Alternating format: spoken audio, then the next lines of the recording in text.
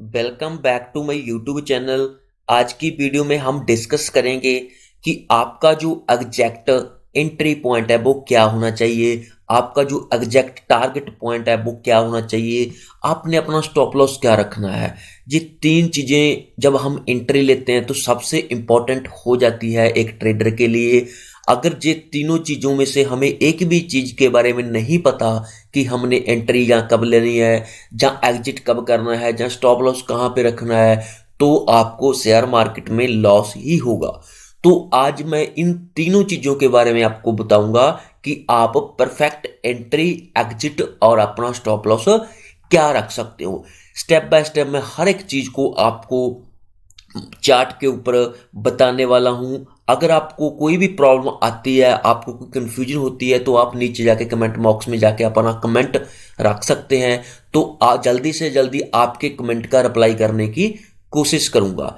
तो video start करने से पहले आपको रिक्वेस्ट है कि अगर आप इस चैनल पे नए हो तो इस चैनल को सब्सक्राइब कर लीजिए, क्योंकि इस चैनल पे आप स्टॉक मार्केट की लर्निंग बिल्कुल फ्री में कर सकते हो। इसके अलावा आप ऑप्शन ट्रेडिंग की हर एक स्ट्रेटजी के ऊपर फ्री में स्टडी कर सकते हो इस चैनल के ऊपर।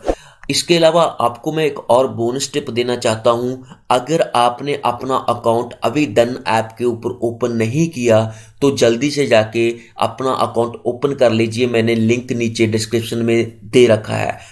डन ऐप के ऊपर वुमेन्स के लिए एक स्पेशल ऑफर चल रहा है, वो मैं आपको ऑफर दिखाने वाला हूं, जहां पे आप देख सकते हो 50% off on brokerage for women.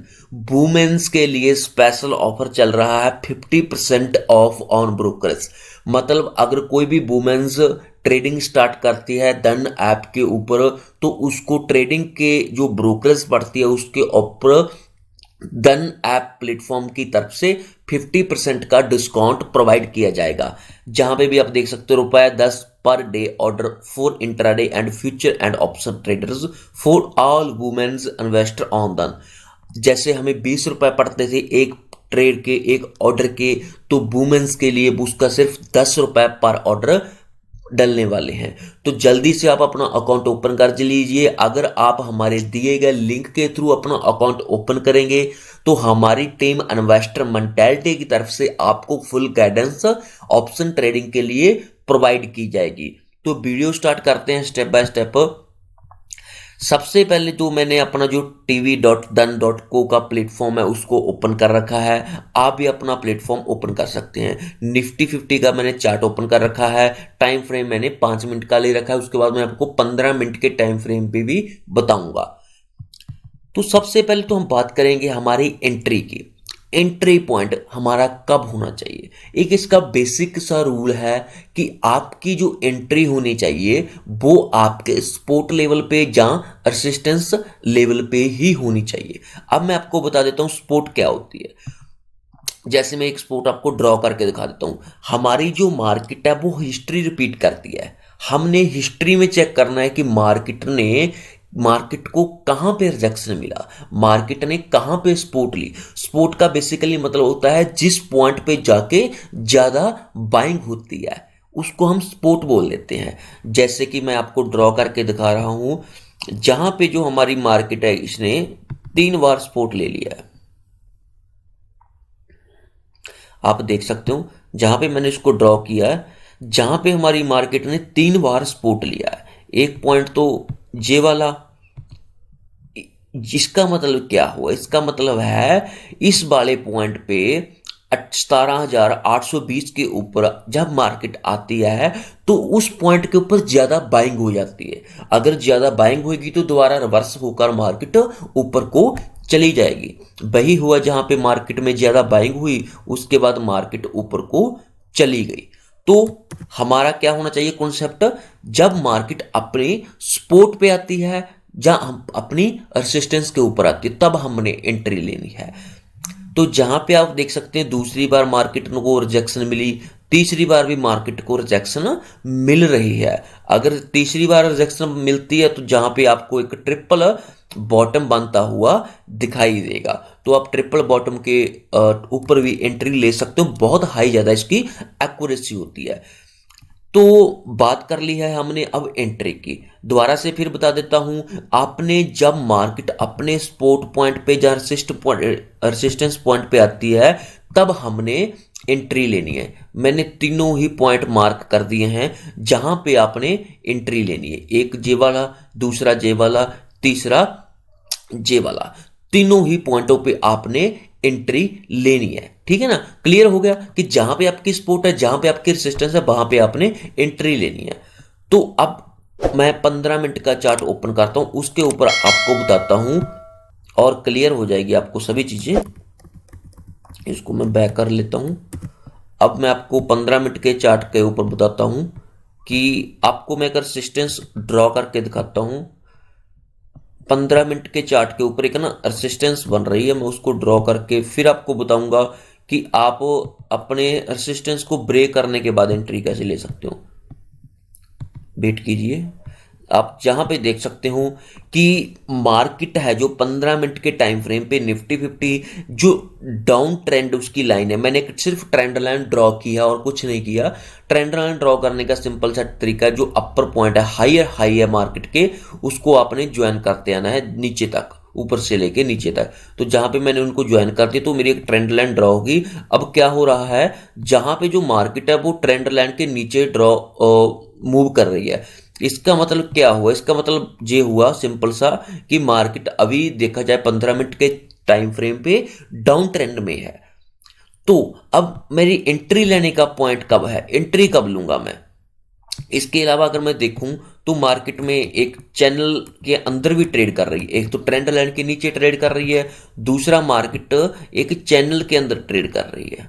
तो आपने जी सभी चीजें ड्रॉ करनी है, उसके बाद ही आपने एंट्री लेनी है। ऐसा नहीं है कि मार्केट ओपन हो गई 9:15 पे आपने एंट्री डाल ली, मार्केट कहीं भी जाए आपको कोई फर्क नहीं पड़ता। ऐसा नहीं होना चाहिए, आपका प्रॉपर ट्रेडिंग सेटअप होना चाहिए। जैसे मैं ये ट्रेंड लाइन ड्रॉ कर रहा हूं, मैं चैनल ड्रॉ कर रहा हूं, आपको भी ये सभी चीजें करनी पड़ेगी। तो जहां पे आप देख सकते हो कि मार्केट, पहले तो मैंने देखा कि मार्केट एक ट्रेंड लाइन के नीचे ड्रॉ मूव कर रही है, मुझे पता चल गया कि मार्केट डाउन ट्रेंड में है। उसके बाद मैंने देखा कि जो हमारी मार्केट है वो चैनल के अंदर ट्रेड कर रही है। जहां पे देखो नीचे आई, फिर मार्केट फिर ऊपर गई, फिर नीचे आई मार्केट, फिर ऊपर गई, फिर नीचे आई, फिर ऊपर गई। तो इसका मतलब क्या हुआ, जो नीचे वाले हैं ये हमारे सपोर्ट पॉइंट बन गए, जो ऊपर वाले हैं ये हमारे रेजिस्टेंस पॉइंट बन गए। अब एंट्री कब लेनी है, दोबारा से अब बताता हूं। 15 मिनट के चार्ट पे, पहले मैंने 5 मिनट के चार्ट पे क्लियर किया, अब 15 मिनट के चार्ट पे क्लियर करता हूं। जो अगर हमने नीचे की साइड को एंट्री लेनी है तो जब मार्केट अपनी रेसिस्टेंस के ऊपर जाएगी, इस रेसिस्टेंस लाइन को टच करेगी, तब हमने एंट्री डालनी है। टच करती है जहां 10-15 पॉइंट इधर उधर हो सकती है, ऐसा नहीं है कि एग्जैक्ट 18,000 पे रेसिस्टेंस है, 18,000 पे ही एंट्री लेनी है। मतलब 5-10 पॉइंट, मैक्सिमम 10 पॉइंट के वेरिएशन से आप एंट्री डाल सकते हो। दूसरा, जब मार्केट जहां पे आई तो आप एंट्री डाल सकते हो। अगर आपने नीचे को एंट्री डाली है, मैं नीचे की एंट्री की बात कर रहा हूं, आपको पता है कि मार्केट की जहां पे रेजिस्टेंस है, आपने जहां पे एंट्री डाली है, उसके बाद देखो मार्केट कितना डाउन मूव दिया। जहां पे फिर आपने एंट्री डालनी थी, उसके बाद मार्केट ने आपको काफी अच्छा मूव दिया नीचे को, ठीक है ना। सिंपल सी चीज है, रेजिस्टेंस को टच करने दो, उसके बाद नीचे को एंट्री डाल दो, ठीक है ना। अगर रेजिस्टेंस को ब्रेक करती है मार्केट तो आपकी एंट्री ऊपर की तरफ डलेगी, उसका एक अलग से लॉजिक है, ठीक है ना। वो किसी और वीडियो में बात करेंगे। तो दूसरा पॉइंट देखते हैं, जब आपने ऊपर को एंट्री लेनी है, ऐसा नहीं है कि मार्केट अभी इस, मान लेते हैं कि मार्केट इस पॉइंट पे अभी सेंटर में है चैनल के, तो आपने ऊपर को एंट्री डाल दी, तो इसका कोई लॉजिक ही नहीं बना। आपने बिना किसी लॉजिक के ऊपर को एंट्री डाल दिया, अब क्या होगा, आपको लॉस ही होगा। मार्केट नीचे को भी आ सकती है, मार्केट ऊपर को भी जा सकती है। आपको पता है कि मार्केट ऊपर को टच करके नीचे चैनल को टच करेगी, तो आपने नीचे को एंट्री डाली, सिंपल सी चीज है। दूसरा, आपको ये भी पता है कि जब मार्केट ऊपर पॉइंट पे होगी तभी ही एंट्री डालूंगा। जब मार्केट नीचे आ जाएगी तो मैं ऊपर को एंट्री डाल दूंगा। जहां अगर मार्केट ने ब्रेकआउट दे दिया, मैं उस तरफ, उस डायरेक्शन में एंट्री डाल दूंगा। तो जो ये चैनल होता है, जहां कोई भी और पैटर्न होता है, उसके मिड में कभी भी एंट्री मत डालो कि आप ना इधर के रहो ना उधर के रहो, ठीक है ना। जैसे मैंने मान लो जहां पे एंट्री डाल दी, तो इसका क्या लॉजिक हुआ, मार्केट नीचे को आ रही थी, उसको आने दो, जहां पे टच कर दो, उसके बाद एंट्री इस पॉइंट पे एंट्री डालो। अपनी सेंटर में एंट्री डाल लेते हो ना, आपको पता लगता है स्टॉप लॉस कहां पे रखना है, ना आपको पता लगता है टारगेट वहां पे रखना है, ठीक है ना, तो एंट्री डाल के बैठ सकते हो, 10-15 हज़ार लॉस दे के मार्केट को चले जाते हो। तो ये सभी चीज़ें आपको सीखनी पड़ेगी। तो अब नेक्स्ट बात करेंगे हम अपने टारगेट की। होप है मुझे कि आपको बिल्कुल क्लियर हो गया होगा कि आपने एंट्री कब लेनी है, एग्जिट कब करना है। एग्जिट भी आपने अपने जो टारगेट है उसके ऊपर करना है। टारगेट का मतलब आपकी रेजिस्टेंस पॉइंट है, आपने अपने टारगेट एंट्री लेने से पहले डिफाइन करने हैं।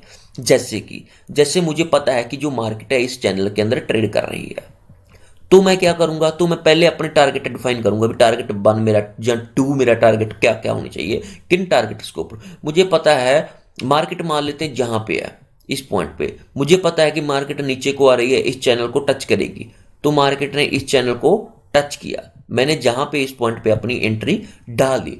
अब मेरा टारगेट क्या होना, मुझे पता है कि मार्केट इसको टच करके ऊपर को जा सकती है कहीं पे भी, तो मेरा टारगेट कहीं इस पॉइंट के आसपास हो सकता है, 18,000 के आसपास।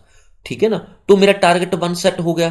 टारगेट 2 क्या हो सकता है मेरा, कि मार्केट अगर इसको ब्रेक करती है, दोबारा इसको रिटेस्ट करने के बाद ऊपर को जाती है, तो इस पॉइंट के आसपास मेरा सेकंड टारगेट हो सकता है। क्यों इसको सेकंड टारगेट, क्योंकि मार्केट ने पहले भी जहां पे 1-2 बार रेसिस्टेंस ली है, सपोर्ट भी ली, उसके बाद पहले सपोर्ट ली, उसके बाद रेसिस्टेंस ली, तो जे लेवल भी आपके लिए एक टारगेट आपका 2 हो सकता है। तो इसके बेस पे आपने एग्जिट करना है, आपने अपना टारगेट सपोर्ट और रेजिस्टेंस के लेवल पे पहले ड्रॉ कर लेना, उसके बाद उसके बेस पे आपने एग्जिट करना है। मान लो आपने जहां पे एंट्री ली, उसके बाद एग्जिट कब करना है आपने, इस लाइन को जब हमारी रेजिस्टेंस लाइन को मार्केट टच करेगी तब ही हमने एग्जिट करना है। ऐसा नहीं है जहां पे मान लो आपने डाउन ट्रेंड के लिए एंट्री ले ली, आपने एग्जिट यहीं पे कर दी, इसका क्या मतलब हुआ, बिना लॉजिक के आप एग्जिट कर रहे हो, बिना लॉजिक के आप टारगेट लगा रहे हो, इसका कोई फायदा नहीं है। आपने रेजिस्टेंस के ऊपर और सपोर्ट के ऊपर ही एंट्री लेनी है, उसी के ऊपर आपने एग्जिट करना है। मान लो आपने रेजिस्टेंस पे एंट्री ली कि मार्केट नीचे को जाएगी, इसको जहां पे रिजेक्शन मिल सकती है, तो अपने आप वेट करनी जितना टाइम मार्केट नीचे वाले पॉइंट को टच नहीं करती। इसी तरह से आप अपना प्रॉफिट जो रिस्क रिवॉर्ड रेशियो है उसको अच्छा बना सकते हो। ठीक है ना, अगर आप बिना अच्छे रिस्क रिवॉर्ड रेशियो के खेलना चाहते हो, अपनी मर्जी से खेलना चाहते हो, तो आपको मार्केट में लॉस ही होगा, बिना लॉजिक के खेलोगे। अगर आप अच्छा रिस्क रिवॉर्ड रेशियो रखना चाहते हो, 1:2 का, 1:3 का, 1:4 का, तो आपको सपोर्ट और रेजिस्टेंस के लेवल है, ये आपके लिए बहुत ज्यादा इंपॉर्टेंट हो जाते हैं। तो अब तीसरा पॉइंट हमारा जो पेंडिंग है उसकी बात करेंगे कि हमारा जो स्टॉप लॉस है वो कब होना चाहिए। ये भी उतना ही जरूरी है जितना टारगेट और हमारी एंट्री थी। स्टॉप लॉस क्या होना चाहिए, जिस भी स्पोर्ट के ऊपर आपने एंट्री ली है या किसी रेजिस्टेंस पॉइंट के ऊपर आपने एंट्री ली है, दोनों पॉइंटों से आपने, अगर तो आप निफ्टी 50 में ट्रेड कर रहे हो तो 20 पॉइंट आपके, 15 से लेके 20 पॉइंट ऊपर या नीचे। निफ्टी 50 में बैंक निफ्टी के लिए आपके कम से कम 40 पॉइंट होने चाहिए, बैंक निफ्टी के 40 से लेके 50 पॉइंट, निफ्टी 50 के 15 से लेके 20 पॉइंट। मतलब आप अपना डिपेंड करता है कि आप अपना कितना लॉस देना चाहते हो। वैसे मेरे अकॉर्डिंग अगर देखा जाए तो 15 से लेके 20 पॉइंट आप निफ्टी 50 का स्टॉप लॉस रख सकते हैं, 40 से लेके 50 पॉइंट का आप बैंक निफ्टी का स्टॉप लॉस रख सकते हैं। वो कैसे, मान लो मैंने इस पॉइंट के ऊपर एंट्री ले ली, अब मेरा स्टॉप लॉस क्या होगा, इस लाइन को ब्रेक करने के बाद जहां से आप देख सकते हो 17,995, इससे ऊपर ले सकता हूं मैं 15 पॉइंट, मतलब 18,015 या 18,010 के आसपास, इस पॉइंट को मैं अपना स्टॉप लॉस रख सकता हूं। देखो मार्केट ने उसको टच नहीं किया, अगर मार्केट को टच कर देती तो मैं आसानी से बाहर आ जाता, अपना स्टॉप लॉस हिट करवाता, बाहर आ जाता मार्केट को 500, 500, 1000 लॉस देके। तो आप बात करेंगे नीचे की साइड, नीचे की साइड मान लो मैंने जहां पे एंट्री ले ली, अब बात करेंगे स्टॉप लॉस नीचे कितने पॉइंट होना चाहिए। जहां पे आप देख सकते हो मार्केट है 18,990, आप 18,075 के आसपास लैंडमार्क कर सकते हो। ये वाला आपका मतलब जिस पॉइंट पे मार्केट रेजिस्टेंस ले रही है उससे आपने 15 पॉइंट या 20 पॉइंट ऊपर, बैंक निफ्टी है तो 40 से 50 पॉइंट, अगर स्पोर्ट के ऊपर है मार्केट तो 15-20 पॉइंट आपने उस रेजिस्टेंस या स्पोर्ट के नीचे अपना स्टॉप लॉस रख लेना है। अगर मार्केट उस रेजिस्टेंस को या स्पोर्ट को ब्रेक करके उसको स्टॉप लॉस को टच कर देते तो आपने अपना बाहर आ जाना, उसके बाद मार्केट में आपने वेट नहीं करना। तो ऐसे होता है आपका लॉजिकल एंट्री, एग्जिट और स्टॉप लॉस। तो आपने इसी के बेस पे अपना जो ट्रेडिंग सेटअप है उसको तैयार करना है। जब आप मार्केट में एंट्री लेते हो तो आपका सभी चीजें आपकी पहले डिसाइड होनी चाहिए। ऐसा नहीं है कि आपने एंट्री डाल दी उसके बाद आप देख रहे हो कहाँ पे निकलूं, ऐसा नहीं होना चाहिए। आपने जब एंट्री लेनी है तो आप कॉपी के ऊपर आपका प्रॉपर ट्रेडिंग सेटअप होना चाहिए कि मैंने एंट्री इस पॉइंट के ऊपर लेनी है। जहां पे 18,000 पे मेरी सपोर्ट है तो मैं 18,000 पे एंट्री लूंगा, 18,040 पे मेरी रेजिस्टेंस है तो इस पॉइंट में मैं बाहर निकल जाऊंगा। 18,000 के 15 पॉइंट आपने नीचे अपना टारगेट स्टॉप लॉस लगा लेना कि अगर मार्केट ने इसको टच किया तो मैं आसानी से बाहर आ जाऊंगा, उसके बाद मैं वेट नहीं करूंगा। अगर आप इस तरह से ट्रेडिंग करोगे तो मैं आपको लिख के दे सकता हूं कि आपको मार्केट में लॉस हो ही नहीं सकता। आपको लॉस कब होता है? जब आप साइकोलॉजिकली पागल हो जाते हो, साइकोलॉजिकली हर्ट हो जाते हो, तब आपको लॉस होता है। बिना सोचे समझे मार्केट में ट्रेडिंग कर रहे हो, 10-10, 15-15, 20-20 एक दिन में ट्रेड डाल रहे हो आप, तो आपका लॉस होना तो निश्चित ही है। तो आप भी अपना ट्रेडिंग सेटअप तैयार कीजिए, उसके बेस पे एंट्री, एग्जिट और अपना स्टॉप लॉस बनाइए। Thank you. तो मिलते हैं नेक्स्ट वीडियो में नई स्ट्रेटजी के साथ।